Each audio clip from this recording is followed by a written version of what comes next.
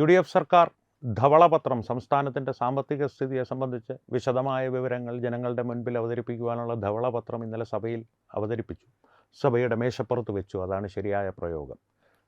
അതിനെ സംബന്ധിച്ച് തീക്ഷ്ണമായ വാഗ്വാദങ്ങളും വാദപ്രതിവാദങ്ങളും ആരോപണ പ്രത്യാരോപണങ്ങളും നിയമസഭയ്ക്കുള്ളിൽ തന്നെ നടന്നു. പക്ഷെ പുറത്ത് ദൃശ്യമായൊരു രസകരമായിട്ടുള്ള സംഗതി എന്ന് പറയുന്നത് സാധാരണ ഇത്തരത്തിലുള്ള എന്തെങ്കിലും ഒരു ആരോപണം, കാരണം ഈ ധവളപത്രമെന്ന് പറയുന്നത് ആത്യന്തികമായി വന്നു ഭവിച്ചിരിക്കുന്നത് മുൻ LDF സർക്കാരുകളുടെ 2 ടേമിലായി ഭരിച്ച് മുടിച്ചു തേച്ച് കഴുകി എന്ന് ധവളപത്രം അവകാശപ്പെടുന്ന, അല്ലെങ്കിൽ ധവളപത്രം നമുക്ക് കാണിച്ചു തരുന്ന LDF സർക്കാരുകളുടെ പതനത്തെക്കുറിച്ചോ അല്ലെങ്കിൽ കെടുകാര്യസ്ഥതയെക്കുറിച്ചോ ധൂർത്തിനെക്കുറിച്ചോ വെട്ടിപ്പിനെക്കുറിച്ചോ തട്ടിപ്പിനെക്കുറിച്ചോ ഒക്കെയുള്ള വിശദമായ വിവരങ്ങളാണ്. അല്ലെങ്കിൽ ഒരു വിശദ വിവരങ്ങൾ എന്നുള്ളതിനേക്കാൾ ഇത്ര കടം സംസ്ഥാനത്തിനുണ്ട്, അതിൽ ഇന്ന കാരണങ്ങൾ കൊണ്ടാണ് ആ കടങ്ങൾ വന്നത്, ഇന്ന ധൂർത്തുകൾ ഉണ്ടായിരുന്നു, ഇന്ന പ്രശ്നങ്ങളുണ്ട് എന്നുള്ള കാര്യങ്ങൾ ഒരു അക്കമിട്ട് നിരത്തുന്ന ഒരു രേഖയാണ് ഈ ധവളപത്രം. അതുകൊണ്ട് തന്നെ ഇത്തരത്തിലുള്ളൊരു ആരോപണം കമ്മ്യൂണിസ്റ്റ് പാർട്ടിക്ക് നേരെ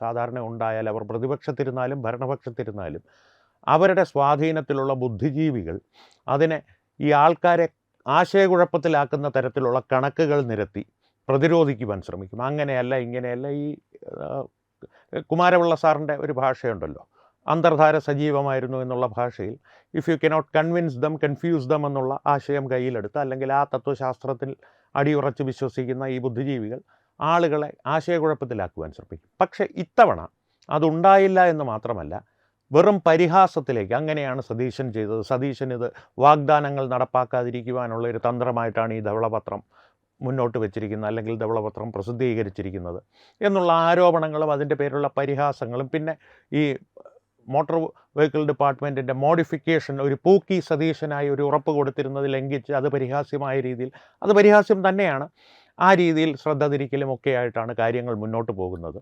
പൊതുമണ്ഡലങ്ങളിൽ. പക്ഷേ പ്രശ്നം എന്തുകൊണ്ടങ്ങനെ സംഭവിക്കുന്നു എന്നുള്ളതാണ്. വളരെ ലളിതമാണ് അതിൻ്റെ ഉത്തരം.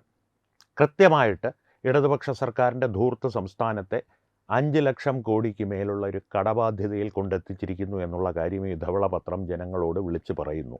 ഈ ധവളപത്രത്തിൻ്റെ ഒരു ഉദ്ദേശമോ അല്ലെങ്കിൽ അതിൽ നിന്ന് ഈ വാഗ്ദാനങ്ങളിൽ നിന്ന് രക്ഷപ്പെടാനുള്ള സതീശൻ്റെ ശ്രമത്തിലേക്കോ നമുക്ക് അവസാനത്തിൽ വരാം. ആദ്യം ഈ ധവളപത്രത്തെ ഒന്ന് വിശദമായിട്ടല്ല, അതിൻ്റെ ഒരു പശ്ചാത്തലവും അതിൻ്റെ ഒരു പുറത്തു കൊണ്ടുവന്ന വിവരങ്ങളുടെ ഒരു ഞെട്ടിക്കുന്ന രീതികളും ഒന്ന് പരിശോധിക്കേണ്ടതുണ്ട്.